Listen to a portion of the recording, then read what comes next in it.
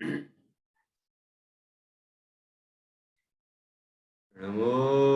अरहन्ताणं नमो सिद्धाणं नमो आयरीयाणं नमो वज्रायाणं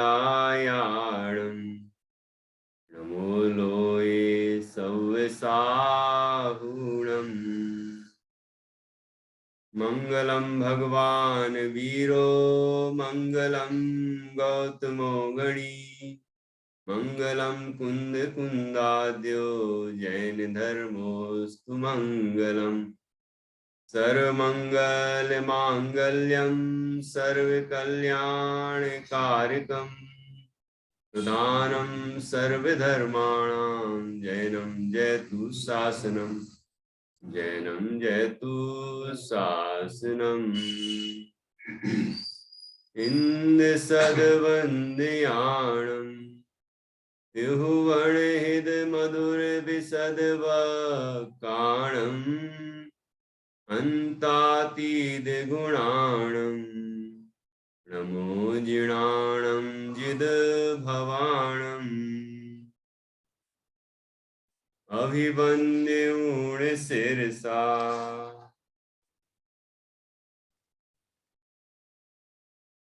अपुनभव कारणं महावीरं ते सिंपयत्थ भंगम मग्गं मोक्षस्य वोक्षामि अभिवंद्यूण शिरसा अपुनभव कारणं महावीरं ते सिंपयत्थ भंगम मग्गं मोक्षस्य वोक्षामि।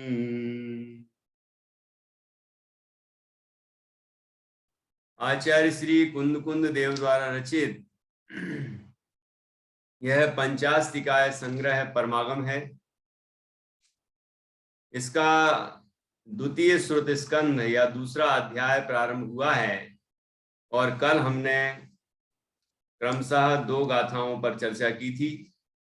105वीं गाथा में मंगलाचरण किया गया है, जिसमें भगवान महावीर स्वामी को नमस्कार किया है। भगवान महावीर स्वामी का एक बहुत महत्वपूर्ण विशेषण यहाँ दिया है, अपुनर्भव कारणम, जो अपुनर्भव के कारण है, अर्थात मोक्ष के कारण है, अर्थात जन्म मरण के अभाव के कारण है। इस संसार में चतुर्गति में परिभ्रमण दूर हो जाए, सारे दुख दूर हो जाएं, सारे विकार दूर हो जाएं, सारे कर्म दूर हो जाएं और जीव संसार अवस्था से मुक्त होकर सिद्धालय में सारी अनंत काल अनंत आनंद को प्राप्त करे, ऐसे भगवान महावीर का उपदेश है।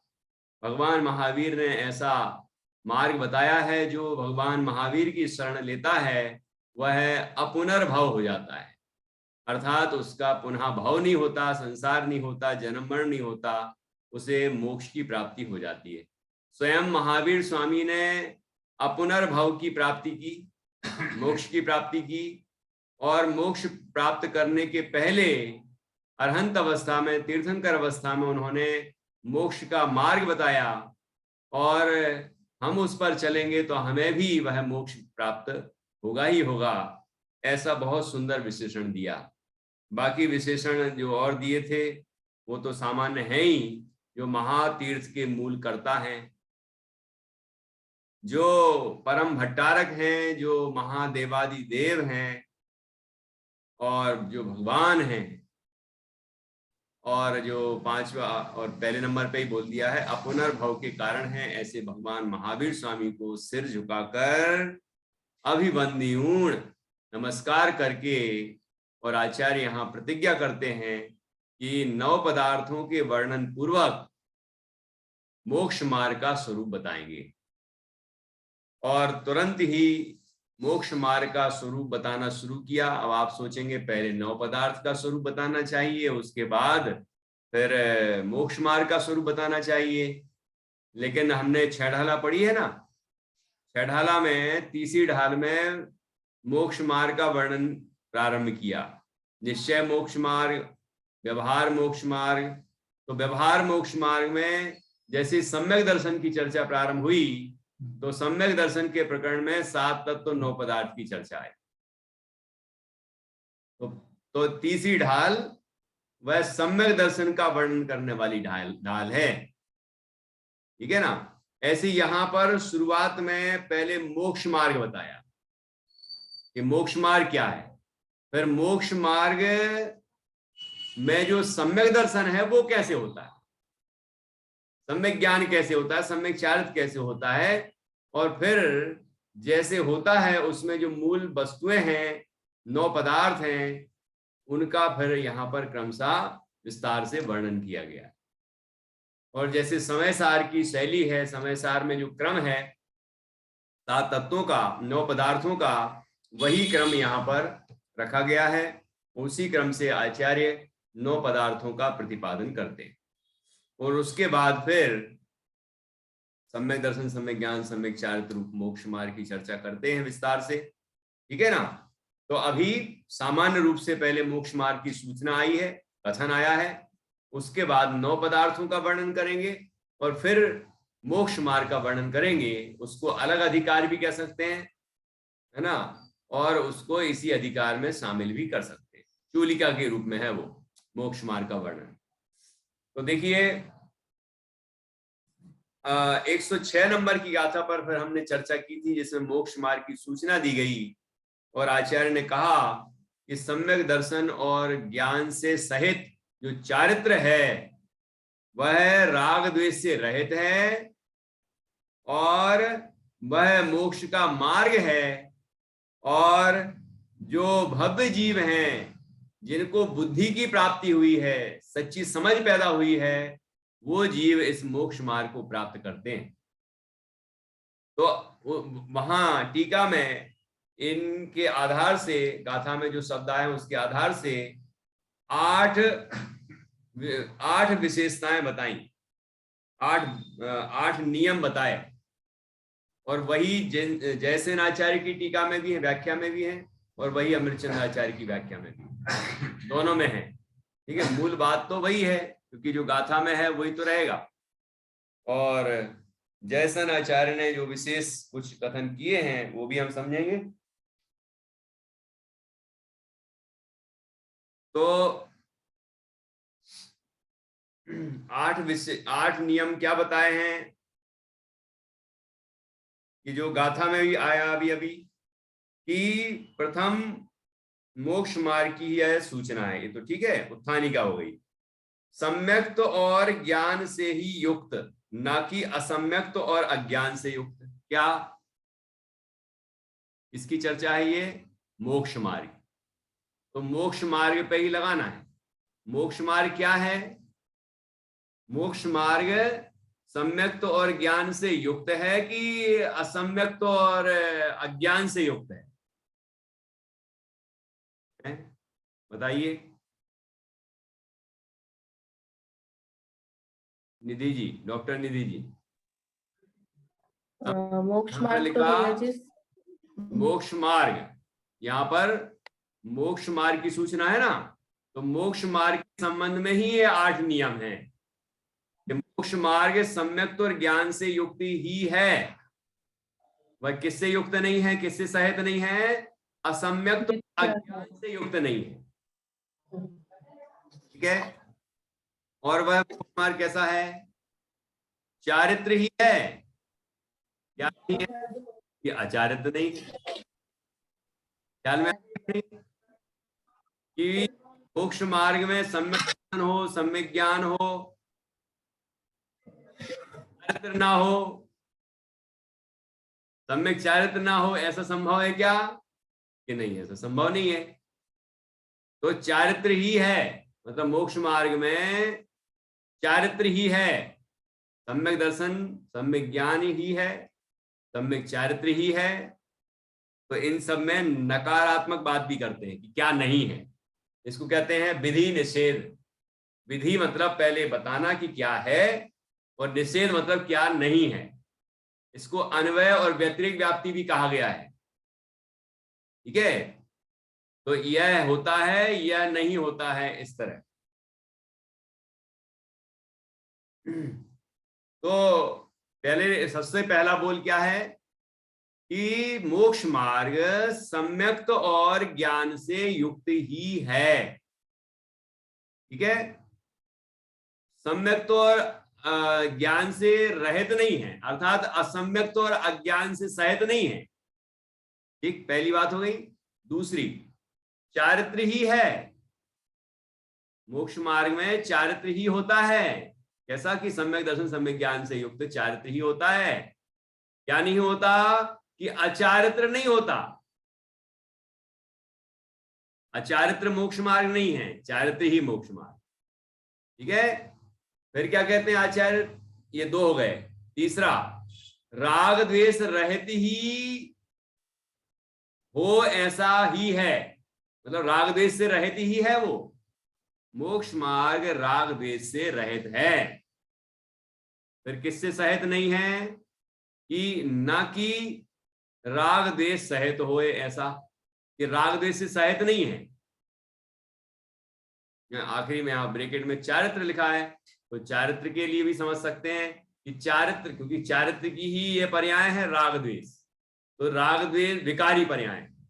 तो चारित्र यदि सम्यक रूप से प्रकट हुआ, शुद्ध रूप से प्रकट हुआ, तो राग द्वेष कैसे होंगे उसमें, कि राग द्वेष से वो रहित होगा।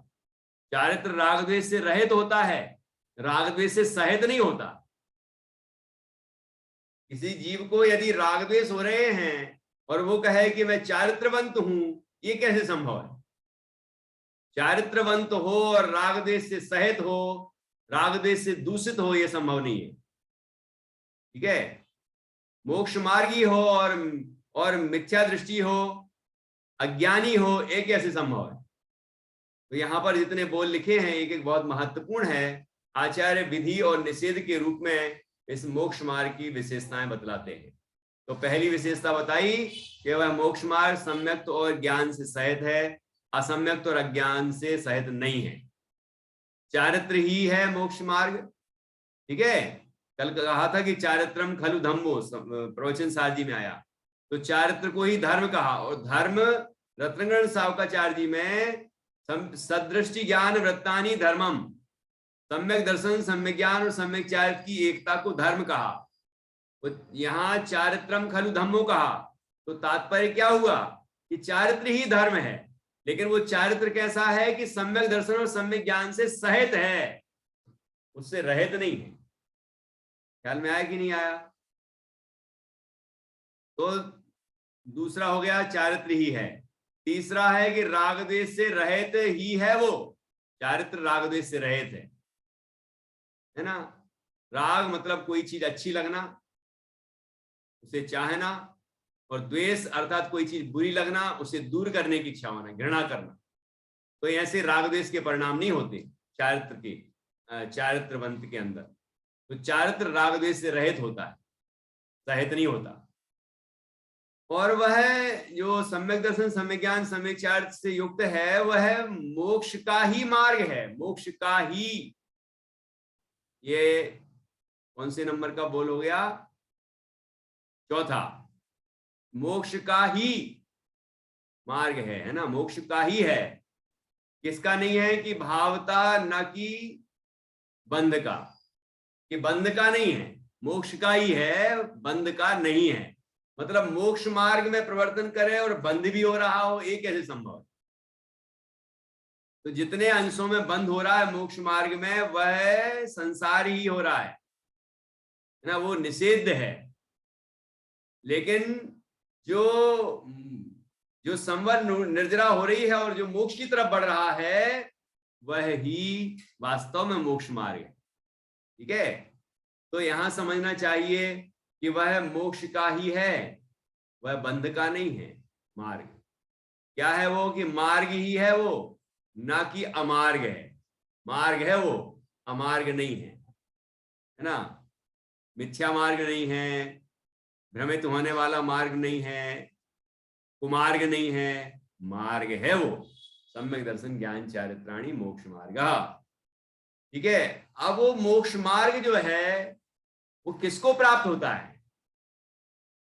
तो अगला बोल लिखा है भव्यों को ही, ना कि अभव्यों को।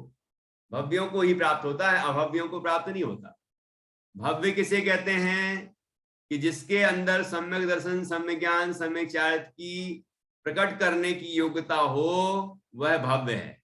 जिसे मोक्ष प्राप्ति की योग्यता हो, वह भव्य है। ठीक है। और इसकी पहचान पद्मनंदी पंचविंशतिका में बताई कि जिस जीव ने अपने चेतन स्वरूप आत्मा की बात प्रसन्न चित्त से सुनी है, वह जीव निश्चित रूप से भव्य है और भविष्य में निर्वाण की प्राप्ति करता है। क्योंकि आत्मा के आश्रय से ही तो ये मोक्ष मार्ग होता है। द्रव्य संग्रह जी में तो आत्मा को ही रत्न मोक्ष मार्ग कह दिया है। वहां लिखा है 40वीं गाथा में, रण तयमण वठई अपाणम मुयत्तु अर्णद विहमहि तम्मा तत्य मयो होदिहो मोक्षस्य कारणम आधा। कि रत्नत्रय अर्थात सम्यक दर्शन, सम्यक ज्ञान, सम्यक चारित्र की एकता, ये आत्मा को छोड़कर अन्य किसी द्रव्य में नहीं होता। इसलिए इन तीनों में आत्मा ही मोक्ष का मार्ग है। इसलिए जिसने अपने चेतन तत्व की बात बड़े प्रसन्न चित्त से सुनी है, ठीक है, कि जो सम्यक दर्शन, सम्यक ज्ञान, सम्यक चारित्र का आधार है, जो वास्तव में मोक्ष मार्ग है, ऐसे शुद्ध चैतन्य निजात्मा की बात जिसने बड़े प्रसन्न चित्त से सुनी है, वह जीव भव्य है और भविष्य में निर्वाण की प्राप्ति करता है। ये सामान्य पहचान आचार्य ने वहां पर पद्मनंदी पंचविंशतिका में बताई है। तो यहां कहा कि ये मोक्ष मार्ग भव्यों को ही होता है, इसको नहीं होता, कि ना कि अभव्यों को। अभव्यों को नहीं होता मोक्ष मार्ग। ठीक है। उनके सम्यक दर्शनादिक प्रकट करने की योग्यता ही नहीं है। पर्याय में वो प्रकट हो ही नहीं सकता। ये पर्यायगत योग्यताएं हैं दोनों, भव्यत्व और अभव्यत्व। ठीक है। द्रव्य स्वभाव से तो दोनों ही एक से हैं। विश्व के सारे जीव एक समान हैं द्रव्य स्वभाव से, लेकिन पर्याय में किसके सम्यक दर्शनादिक प्रकट होगा और किसके नहीं होगा, ऐसी पर्यायगत योग्यता जिसमें है, प्रकट होने की योग्यता है, वो भव्य। जिसमें सम्यक दर्शनादिक प्रकट होने की योग्यता नहीं है, वह अभव्य। ठीक है। और कैसे हैं वो? भव्य भी हैं, लेकिन कैसे होना चाहिए? अब भव्य तो बहुत है विश्व में। अभी कोई जीव निगोद में है, वो भी भव्य है। वो भी कभी 6 महीने 8 समय में 608 जीव, जैसे कि अन्य स्थावर और अन्य पर्यायों को धारण करते हैं, त्रिस्पर्यायों को धारण करते हैं, है ना। और हम जैसे मनुष्य अवस्था की प्राप्ति करेंगे तो लेकिन अभी तो वो निगोद में है। तो भव्य तो है, लेकिन कैसा भव्य होना चाहिए? लब्ध बुद्धि, लब्ध बुद्धियों को ही, ना कि अलब्ध बुद्धियों को। जिनको बुद्धि प्राप्त हुई, समझ प्राप्त हुई, जिसको ऐसी समझ प्राप्त हुई कि ये मैं हूं, ये पर है, ये स्वभाव है, ये विभाव है ना, ये मार्ग है, ये कुमार्ग है, ये ही सुखी होने का रास्ता है, अन्य नहीं है, इत्यादि। जो जिनवाणी का रहस्य है ना, वो रहस्य जिसको समझ में आया है, उसको ही बुद्धि प्राप्त हुई। ठीक है। लब्ध बुद्धि उसको ही कहा गया है, जिसने बुद्धि प्राप्त की है, ऐसी समझ प्राप्त की है। ठीक है। और कैसा होना चाहिए वो लब्ध बुद्धि भी? कैसा होना चाहिए? कब उसको मोक्ष मार्ग प्रकट होगा? कि जब वह क्षीण कसाय पने को प्राप्त होगा। क्षीण कसाय पने में ही होता है मोक्ष मार्ग, ना कि कसाय सहित पने में होता है। तो आप कहेंगे कि चौथे गुणस्थान से मोक्ष मार्ग कहा गया है, पर वहां तो कसाय है, 10वें गुणस्थान तक है, सूक्ष्म सांप्राय है ना 10वें गुणस्थान में भी। तो फिर क्या कहा जाए कि वो भी मोक्ष मार्गी हैं, वो भी मोक्ष मार्गी हैं। चौथे से बढ़ता हुआ मोक्ष मार्ग है, ऊपर ऊपर। ठीक है ना। तो फिर क्या कि वो पहली बात तो ये कसाय को वो हे मानते हैं, चौथे गुण स्थान वाले ही, चौथे से लेके सभी जीव कसाय को हे मानते हैं, पर मानते हैं, भिन्न मानते हैं, अभाव करना चाहते हैं। एक बात श्रद्धा की अपेक्षा हो गई।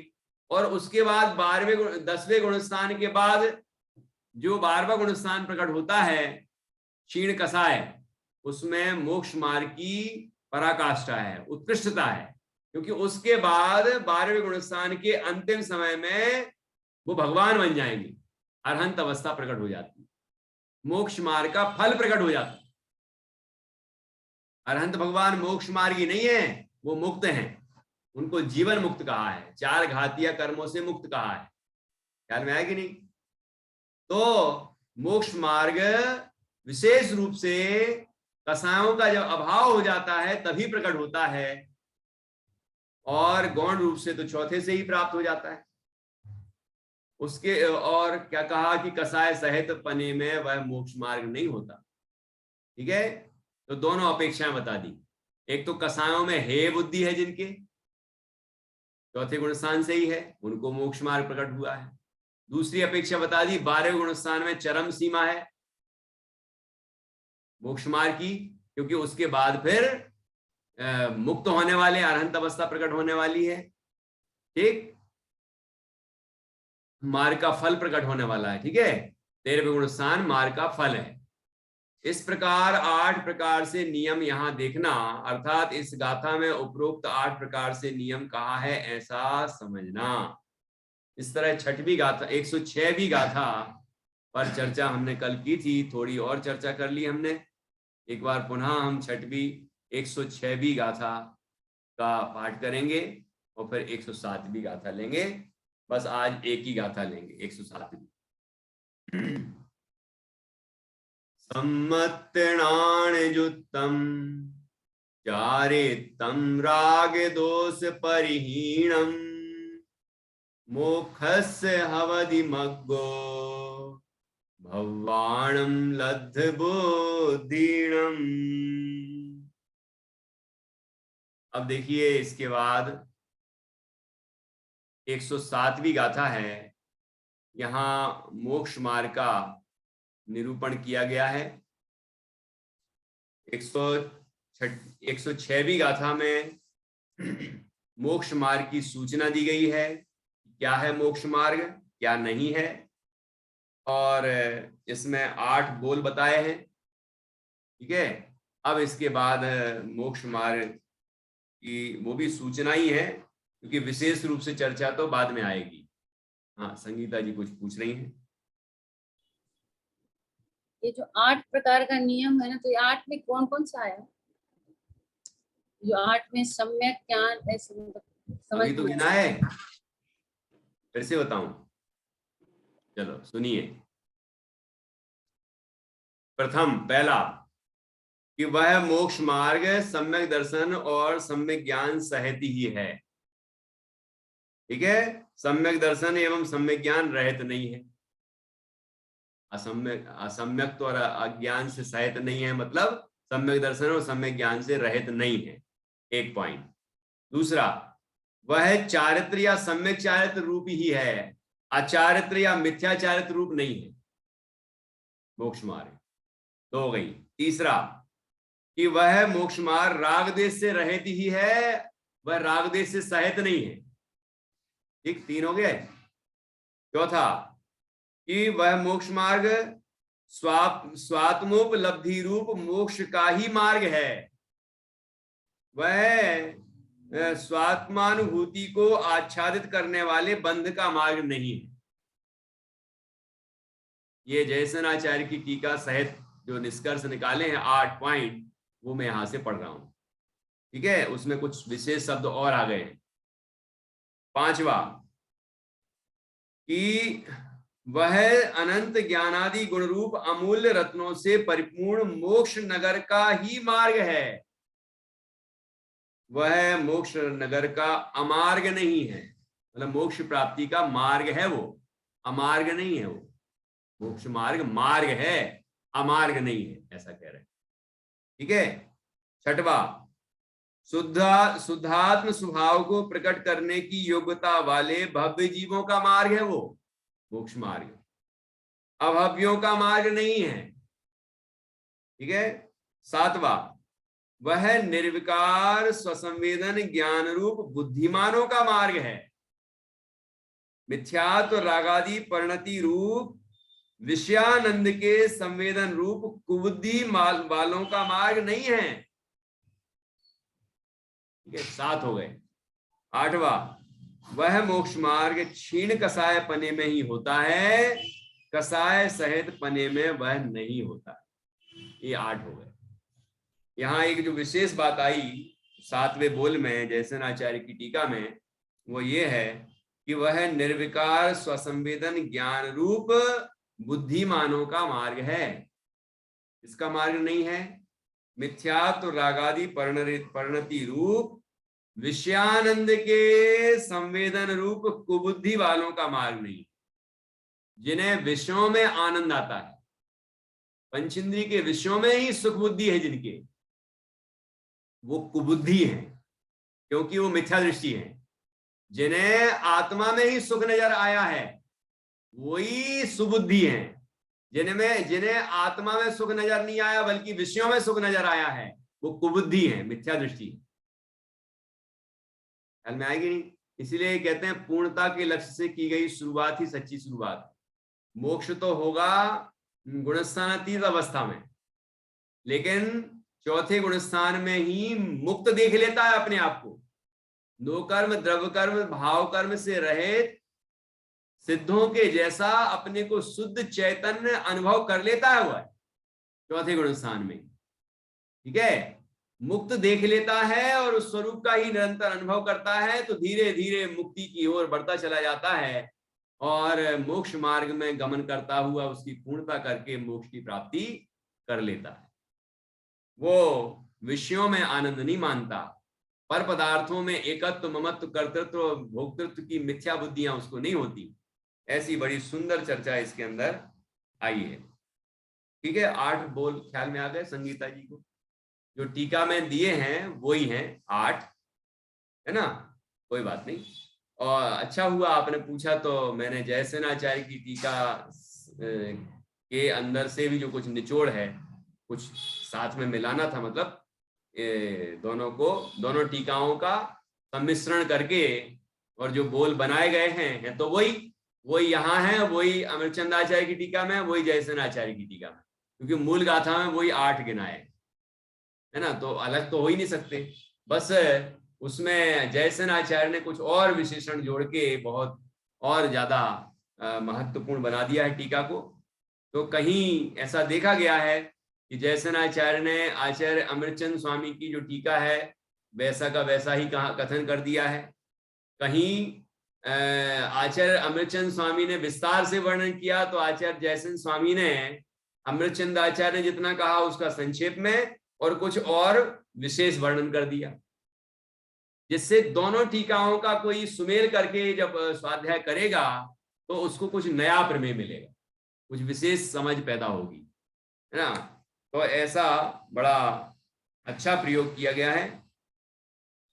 अब हम 107वीं गाथा पर पहुंचे। इस गाथा में भी मोक्ष मार्ग की सूचना है। ठीक है, और उसके बाद फिर 9 पदार्थों का नाम और उनका स्वरूप बताना प्रारंभ करेंगे 108वीं गाथा से। ठीक है, ये जो गाथा नंबर हैं ये आचार्य अमरचंद स्वामी की टीका के आधार से ही बताया जाता है। ठीक,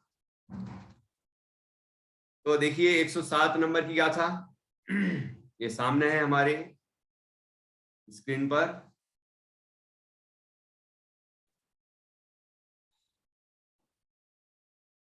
सम्मतम सद्दहणम भावाणम तेसि मधिगमोणाणम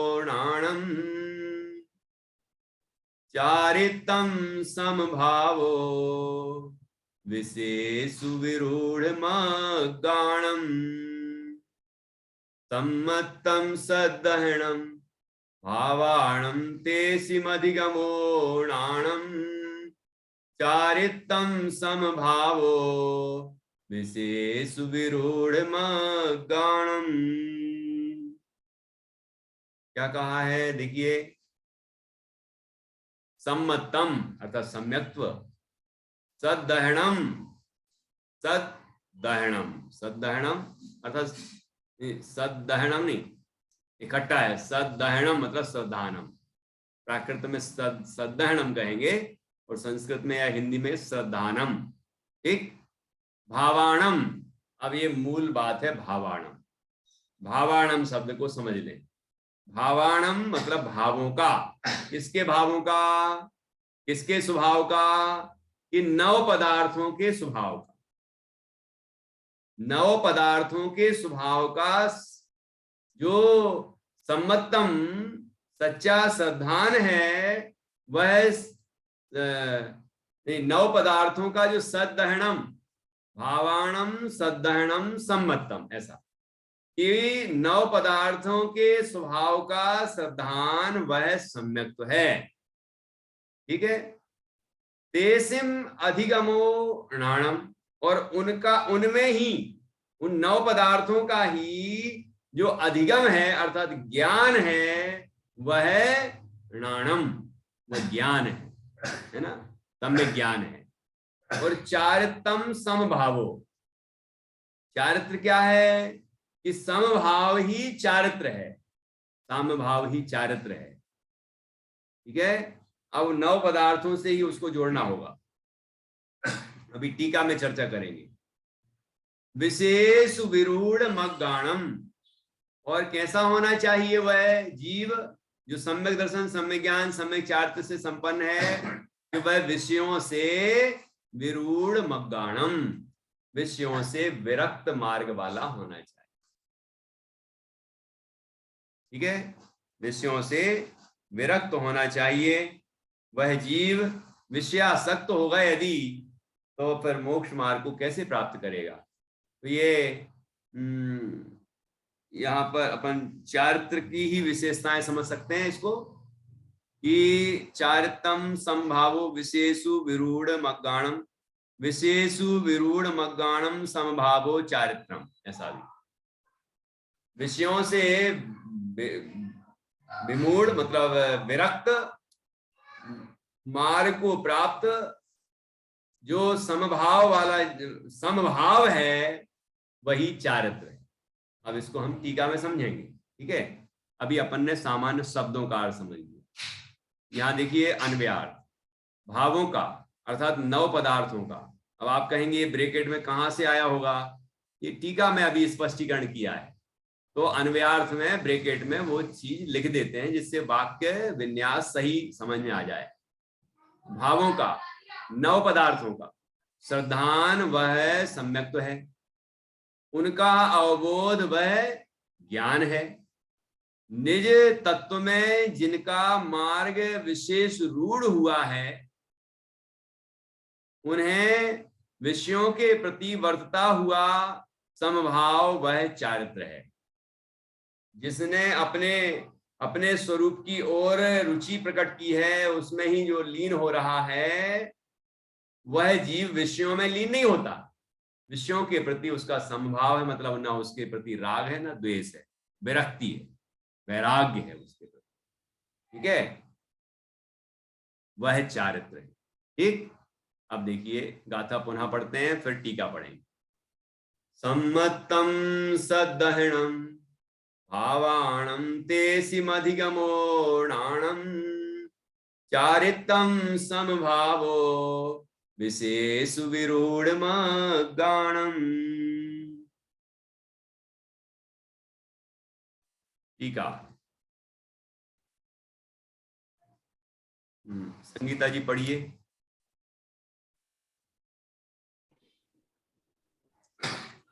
टीका।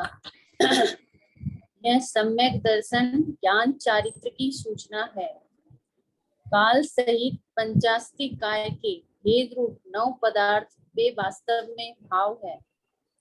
उन भावों का मिथ्या दर्शन के उदय से प्राप्त होने वाला जो अश्रद्धान, उसके अभाव स्वभाव वाला जो भावांतर श्रद्धान अर्थात 9 पदार्थों का श्रद्धान वह सम्यक दर्शन है, जो कि सम्यक दर्शन शुद्ध चैतन्य रूप आत्म तत्व के ही निश्चय का बीज है। नौका गमन के संस्कार की भांति मिथ्या दर्शन के उदय के कारण जो स्वरूप विपर्य पूर्वक अध्यवसित होते हैं अर्थात विपरीत स्वरूप से समझ में आते हैं, भाषित होते हैं, ऐसे उन भावों को ही 9 पदार्थों को ही मिथ्या दर्शन के उदय की निवृत्ति होने पर जो सम्यक अध्यवसाय सत्य समझ यथार्थ अवभास सच्चा अवबोध होना वह सम्यक ज्ञान है, जो कि सम्यक ज्ञान कुछ अंशों में ज्ञान चेतना प्रधान आत्म तत्व की उपलब्धि का अनुभूति का बीज है। सम्यक दर्शन और सम्यक ज्ञान के सद्भाव के कारण समस्त अमार्गों से छूटकर जो स्वतत्व में विशेष रूप से रूढ़ मार्ग वाले हुए हैं, उन्हें इंद्रिय और मन के विषयभूत पदार्थों के प्रति राग देश पूर्वक विकार के अभाव के कारण जो निर्विकार ज्ञान स्वभाव वाला संभाव होता है वह चारित्र है, जो कि चारित्र उस काल में और आगामी काल में रमणीय है और अपुनर्भव के मोक्ष के महाशोक का एक बीज है। ऐसे इस त्रिलक्षण सम्यक दर्शन ज्ञान चारित्रात्मक मोक्ष मार्ग का आगे निश्चय और व्यवहार से व्याख्यान किया जाएगा। यहाँ तो सम्यक दर्शन और सम्यक ज्ञान के विषयभूत 9 पदार्थों के उपोद्घात के वित्त रूप से उनकी सूचना दी गई है। ठीक है, तो अभी तो सूचना मात्र है, बाकी इसका विस्तार से वर्णन 9 पदार्थों के वर्णन के बाद आएगा। इसमें जो गाथा में कुछ शब्द हैं वो उसको वापस एक बार पक्का कर लेते हैं। यहाँ पर जो चारित्रम समभावो ऐसा शब्द आया है और विशेषु विरूढ़ मग्गाणम, तो यहाँ पर ऐसा समझना है कि विशेषु समभावो, विषयों में समभाव, समभाव का अर्थ है ना उनसे राग ना उनसे द्वेष, तो उसी को कहते हैं वैराग्य, विरक्त भाव। तो विषयों में विरक्ति या विषयों में समभाव, ठीक है। और क्या है कि विरूढ़ मग्गाणम, या विरूढ़ का मतलब विशेष रूप से जो रूढ़ है, जैसे आरूढ़ है ना, मार्ग में चल रहा है, तो वो किस मार्ग में, कि वह निज शुद्ध चैतन्य तत्व के अंदर जो रूढ़ है, ऐसा आया था ऊपर टीका में आया था ना, कि निज तत्व में जिनका मार्ग विशेष रूप से रूढ़ हुआ है, जिनका मार्ग किसमें रूढ़ हुआ है, किसमें आरूढ़ हुआ है या किसमें लीन हो गया है, कि वो निज तत्व में, निज शुद्धात्म तत्व में, ठीक है। तो यहाँ विरूढ़ मग्गाणम ऐसा जो शब्द आया है तो समझना चाहिए। तो यहाँ पर जो लिखा है निज तत्व में जिनका मार्ग विशेष रूप से रूढ़ हुआ है, उन्हें विषयों के प्रति वर्धता हुआ समभाव वह चारित्र है। ये पूरी पंक्ति जो दूसरी पंक्ति है ये चारित्र का लक्षण बताने वाली, ठीक है, सम्यक चारित्र को बतलाने वाली। इसके बाद ये जो टीका है इसमें एक शब्द पर अच्छी तरह से चर्चा की गई है, तो वो हम समझते हैं। अभी समय होने वाला है तो फिर से जुड़ के और हम जल्दी से ही इसको पूरा कर लेंगे, ठीक है। ये टीका, यह सम्यक दर्शन ज्ञान चारित्र की सूचना है। मतलब अभी सम्यक दर्शन, सम्यक ज्ञान, सम्यक चारित्र का यहाँ पर लक्षण बता के विशेष व्याख्यान नहीं कर रहे हैं, बल्कि सूचना मात्र दी है। और ये